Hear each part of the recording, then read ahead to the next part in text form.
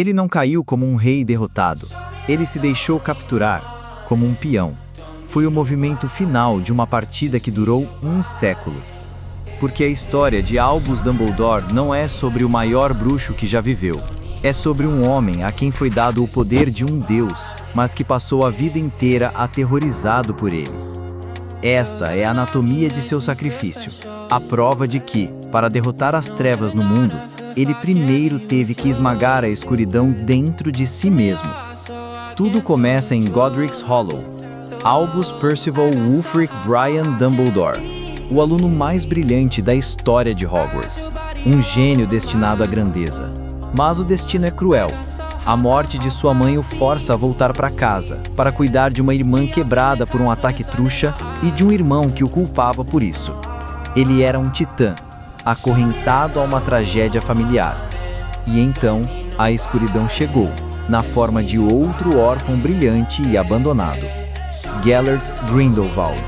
Juntos, eles não eram apenas amigos.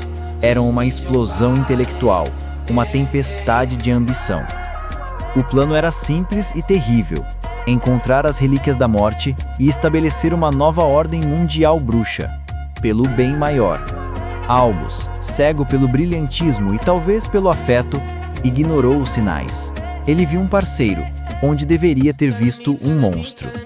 O confronto foi inevitável, e no meio do caos de feitiços, a tragédia que o assombraria para sempre. Ariana, morta. Ninguém nunca soube qual varinha disparou o feitiço fatal. Grindelwald fugiu.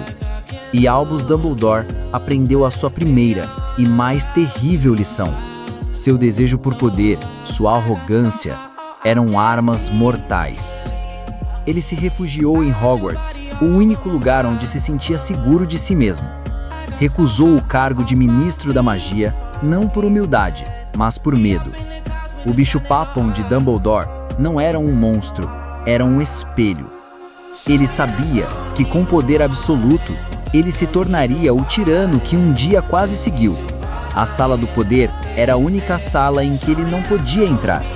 Mas a escuridão o encontrou, na forma de outro órfão brilhante e abandonado, Tom Riddle. Dumbledore foi o único que viu além do charme, que sentiu o vazio e a crueldade. Naquele dia, no orfanato, a partida de xadrez começou. O mestre encontrou seu adversário.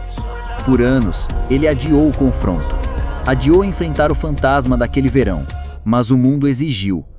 O duelo de 1945 não foi apenas uma batalha, foi um exorcismo.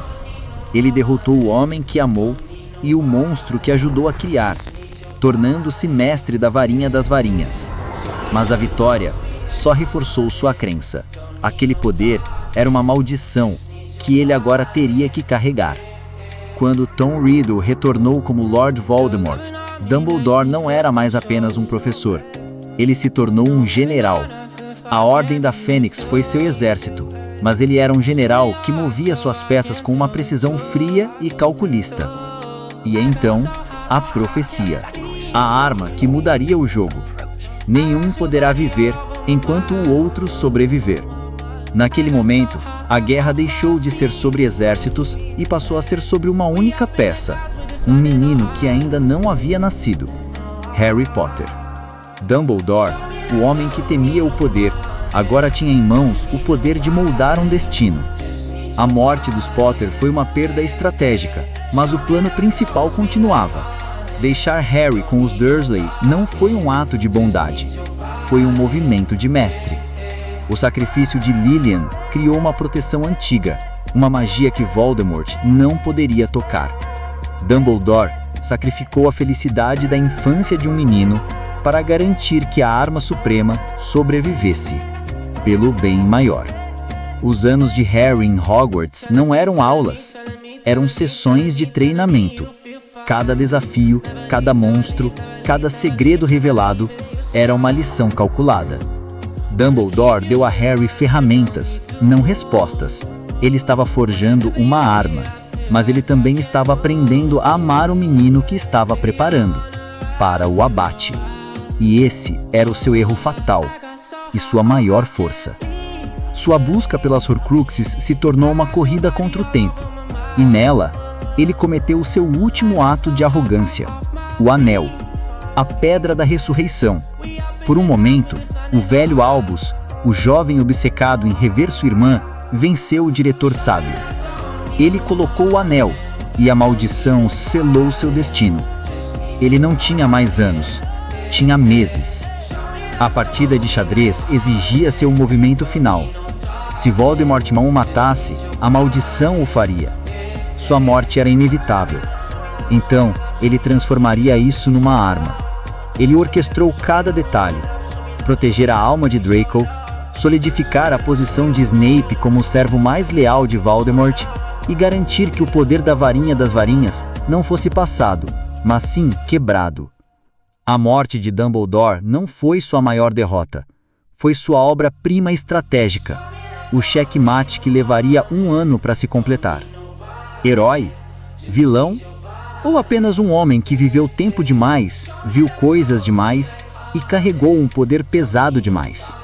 Sua vida foi uma longa e solitária penitência por um erro de um único verão. Cada ação, cada manipulação, cada vida sacrificada foi um esforço desesperado para provar a si mesmo que ele não era o monstro que temia ser.